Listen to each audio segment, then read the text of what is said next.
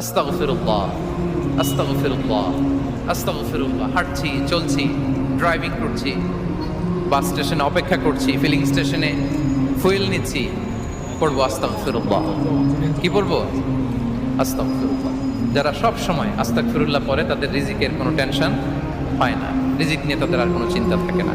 আল্লাহ নবী নূহ আলাইহিস সালাম যিনি ওনার জাতিগোষ্ঠীকে বলেছিলেন, ফাকুলতু আস্তাগফিরু রাব্বাকুম ইন্নাহু কানা গাফফারা, তোমরা বেশি বেশি ইস্তেগফার করো, তিনি ক্ষমাশীল। ইস্তেগফার করলে কি হবে? ইউরসিলিস সামা আলাইকুম মিদরারা, রহমতের বৃষ্টি বর্ষণ হবে, তোমাদের জমিগুলো উর্বর হবে। ওয়া ইউমদিদুকুম বিআমওয়ালি ওয়া বানিন, আল্লাহ তাআলা তোমাদেরকে সম্পদে বারাকা দিবেন, সন্তানে বারাকা দিবেন।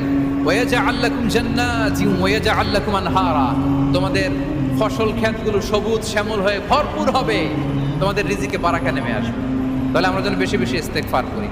বিষ্ণু ইসা ইসলাম বলেছেন, মান লাযামাল ইস্তিগফার